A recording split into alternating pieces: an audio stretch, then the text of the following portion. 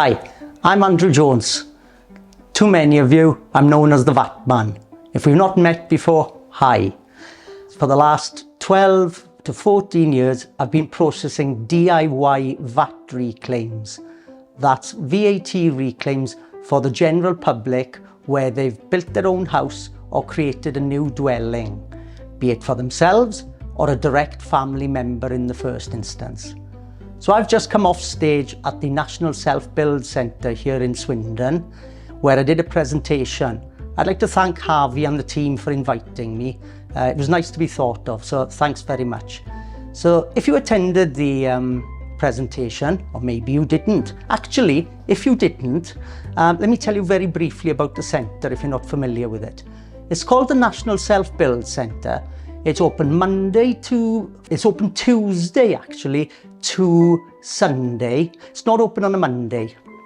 Tuesday to a Sunday, I think it's 10 AM till 5:30, although I do suggest you get there far earlier than that because there's a lot to see. It's, to my knowledge, the only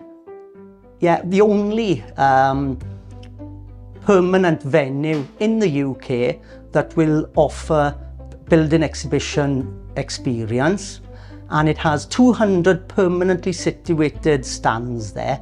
And over and above that, they also run different courses and show weekends. There are 3 show weekends a year, 6 different courses, and at least 3 I can think of workshops.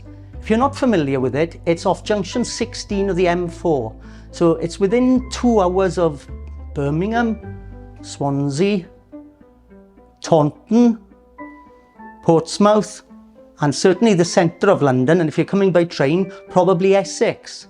So it's well worth a visit, especially if you've not built before or you're at a very early stage of your build. Anyway, I'm rabbiting on now, sorry. I've just come off stage and this was my presentation. Okay, this is how it went, guys. And thanks to everyone that did turn up. I'm Andrew Jones, and for the last 13, it's actually 14 and a bit years, and I've been processing DIY reclaims for members of the general public. In that time, it must be about over 4,500 claims to date, and it's probably, well, I'd probably be pushing to £110 million refunded to the general public by now. So the scheme in theory is quite simple, but there are some complexities which you need to know where you're going from the kick-off, from day one. So the scheme is split into 2 main categories. One is called VAT 431NB and one is called 431C. It's quite important you know which one you fall into because the rules are slightly different, although the final outcome is the same. So which one is which? Let's have a look. 431NB actually stands for new build.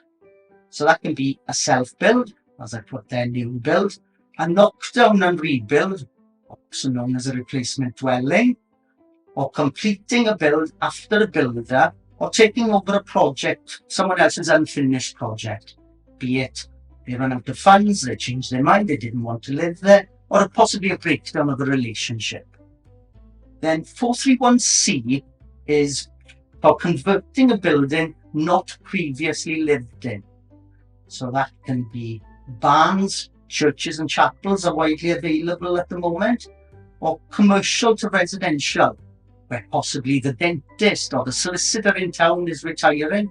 It's now getting fashionable again for us to go back into town to live. So this is changing in a lot of towns around the country. Instead of where we moved out to the town 30 years ago, we're now going back in. So where these have not been lived in as dwellings, we can now convert those back to family housing and subsequently qualify for VAT reclaim. Over and above that, any dwelling that's not been lived in for 10 years or more also qualifies. So in my little village in South Wales, there's a house that I used to be quite scared of because I thought it was haunted. Today, there's a tree growing through the roof. If somebody was to take over that and bring it back to life, then that would qualify under this scheme. Over and above the criteria for the dwelling itself, it must also only be for yourself or a direct family member in the first instance, not at the outset sought, rented, or Airbnb or anything of that sort, a holiday home or anything like that, although it can be a holiday home for you yourselves personally, as long as there's no financial benefit involved. And another key one in this instance is it must not have any planning restriction in relation to its future disposal. And what I mean by that is, if your planning consent states that you cannot sell this property away from, we say, the main house, then technically that dwelling, irrespective of anything else, becomes an annex.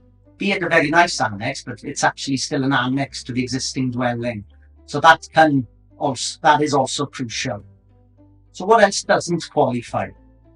Any outbuildings, an extension, a refurbishment of a dwelling, irrespective of how much work you've done, how much money you've spent, how big the extension was. If the house was lived in within the last couple of years, then I'm sorry, it doesn't qualify. Loft conversions, annexes or granny flats, renovation and extension of an existing dwelling, and also listed buildings. They no longer qualify unless they meet one of the criteria that we've already mentioned. A listing building in its own right has no VAT incentive anymore and has not done so for maybe 10 years now. Irrespective of whichever one of those schemes or the qualification criteria you meet, the final outcome will be the same, which will be zero VAT. But it's quite surprising to people. Not everyone realizes this, and I'll show you how you get to that point now. VAT 431NB, new build, is the simpler of the two, where any contractor coming to site to do work for you, so that's anybody from cutting the footings, concreting the footings, putting the slab in, building the superstructure, be it in the form of kit form, SIPs or anything of this sort, the roof tiles going on, the windows going in, the electrician, the carpenter, the plumber, the plasterer, the kitchen fitter, the granite worktop fitter, the landscaping outside. Any contractor coming to site to do work for you should not be charging you VAT in the first instance. And under a new build, it's often thought it's an either-or option, where you can pay the 20% and claim it back, or not pay it in the first instance. That is not the case. The contractor must not charge you VAT in the first instance. If you were to pay VAT to a contractor, when I've just indicated you should not, in all probability, HMRC will not reimburse you within the VAT reclaim when it comes to it at the end. But when then you go shopping and making purchases at the likes of B&Q and Travis Perkins and so forth, you would pay 20% as you would normally, and then those documents go in a VAT reclaim at the end, where you claim the full 20%, and that's how you achieve the zero rated status. Now on the conversion, it's a bit more complex. Any contractor, as I listed just now, should be charging you 5% on a conversion. It's often thought that the 5% is where the VAT incentive ends, but it's not. When you go and make purchases at the likes of Jewson, Travis Perkins and so forth again, you would pay 20% as you would normally. But on this occasion, when you process your VAT reclaim at the end, you claim all your VAT back. So that's the 20% from your shops and stores, and the 5% that you paid contractors. Now, in the same way as on a new build, if you were to pay 20% to contractors, when you should have only paid 5% as my indication, then HMRC will not reimburse those invoices in your VAT reclaim. So this is quite important. It can be an expensive mistake. Another important aspect of the VAT reclaim is time to submit, when to submit. You can only claim them once, and it must be done within 3 months of date of building control completion. That's the date on your building control completion document. Now, if you can't get to that point for some reason, be it funding, or be it that they want you to do something that you can't get done or don't want to do, and so forth, there are other forms of evidence that HMRC will accept, although the completion certificate from building control is a definitive trigger. You cannot go beyond that date, the 3 months from the date of that document, and use a different form of evidence. That is a trigger. The clock is ticking irrespective of anything else. If you cannot get to that point, you can use your council tax banding of the property, which is done in England and Wales by the Valuation Office.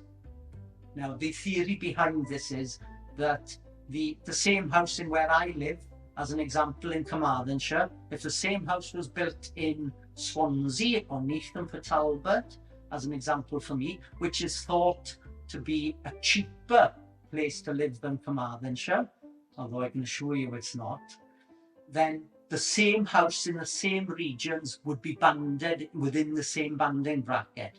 And the same house built in Essex or down in Cornwall or in Newcastle would all be banded the same. Now, it doesn't work 100%, but that's the theory behind it.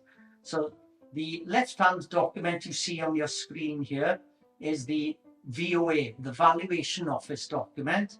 And if you get that, you can use that within 3 months of date of your building control completion, within the date of that document as your completion evidence, instead of waiting for your building control completion document.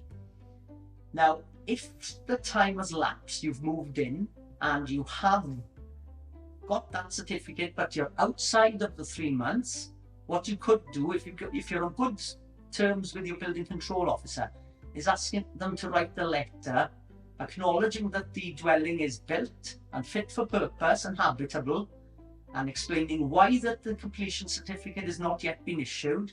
Again, HMRC will accept that, but it must be written on council or company letter-headed paper, dated and signed for by your building control officer.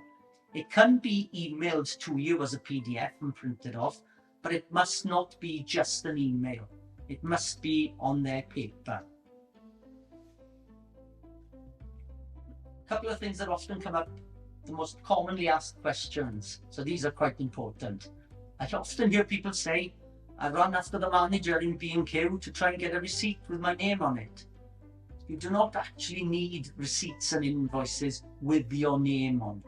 They can have no name, such as in B&Q and Wix, or they can have cash sale on it. You've walked into a random builder's merchants and made some purchases. But the problem occurs when you use a contractor's account somewhere. You make up a fictitious name for yourself, like myself, Andrew Jones Builder. That would be a problem. The opportunity to reclaim the VAT is yours yourself personally. Making up a name as a construction company, thinking that this is going to get you better rates at the builders merchants, be looked at more favourably, it doesn't work, and it causes you a problem at the point of VAT. So the invoices need to be in your name or your significant other's name, or no name at all. And even to the extent of getting your contractor to book on their account and put reference your job, the invoices are still made out to the contractor. They need to be made out to you. If a contractor is not VAT registered, please do not let that put you off using them. But what I would say to you in that instance, you do not want them buying any building material. Say to them, happy for you to do the work, but please allow me to buy the material because I can get the VAT back and you cannot. Now, I often get asked, how do we persuade people to charge us the reduced rate or charge us no VAT in the first instance? Now, realistically, presenting the contractor with your planning permission decision notice should be suffice. And I advise them then to retain that with their invoices in case they should get asked at the point of a VAT inspection as to why they charged the reduced rate or why they charged zero VAT. I'm not sure that's always enough. Now, there's an old wives' tale that you can get a certificate. If your contractor, your window fitter, your kitchen company, whatever they are, say to you, we will charge the rate you're asking. If you can produce a certificate to support this, please reach out to me and I will be able to point you in the direction. I'll be able to supply you something to appease them. So some more questions. Selling the property after you've completed. There is no time frame for you to be living in there as far as the VAT is concerned. There is regarding capital gains, and I'm sorry that's outside my remit, so you'd have to find that out yourself. But as far as the VAT are concerned, as long as you intend or you are living there or your family member is living there at the point of submitting the claim, selling it thereafter, HMRC do not have a VAT issue. Often people would build an annex or an outbuilding within their barn conversion, within their chapel conversion, within the new build. You cannot claim for this. The only buildings that can be claimed for over and above the main dwelling and the landscaping on the driveway and the fencing and so forth would be a car garage, and it must be a basic car garage. So you can only claim for the area where the car is parked. So if your garage incorporates a workshop, a log store, a man cave upstairs, the children's playroom, anything of this sort, none of those can actually be claimed for. And HMRC would ask you to deduct or remove anything that went into those areas. So we'll use the workshop as an example, a very simple one where 2/3 depth of the garage makes up your car garage, and the final third has a wall built across where there you have a workshop. The wall and the doorway going into the wall, in through the wall into the workshop would have to be deducted from your VAT reclaim and only claim for the actual car garage area. Another firm favourite is fitted wardrobes. I'm sorry to say, HMRC would be better off saying that these don't qualify an end of, because the criteria is nigh on impossible to achieve. But I'll give you the criteria, but you'll probably land up laughing. You must be able to see the back wall or the plastered wall or the painted wall when you open the workshop with the wardrobe doors. Over and above that, you're only allowed one rail across and one shelf, no more. So that's no tie rack, no shoe rack, no multiple different rails and so forth, just one rail and one shelf and nothing more. So as I can see, I could see people every time I say this chuckling in the crowd. They may as well just say it doesn't qualify. So basic things to remember. The time frame for submitting is very important. The names on the invoices. Make sure you pay the correct rate of VAT, 0 or 5%. Keep your documents safe, clean and out of sunlight. The ink quite often gets burnt away if you leave them on the windowsill. You only get one opportunity to submit the claim at the end, so it needs to be correct the first time. This slide here is slightly irrelevant because you're already watching this on YouTube. But this is where I tell the crowd, or maybe not the crowd, the 3 people that are sat there watching me, that I have a YouTube channel and that they can watch this presentation again on my YouTube channel. At this point here, I always ask if there are any questions, and there always are, but I will cover these in other videos. Talking about other videos, I'd really be delighted if you were to subscribe to the channel. This will allow you to see any videos that I produce in the future. And don't forget, VAT is 20%. So that's 20% of your budget. It's time well spent knowing exactly where you stand. I produced quite a lot of literature to support people. These are the two that I gave out on the day of this show. But if you were to reach out to me, I will have something for whatever your needs are. Many thanks for watching this. I'd appreciate a like on the video because apparently it's relevant and it allows other people to see this. Many thanks for your time. Chat again soon. Thank you.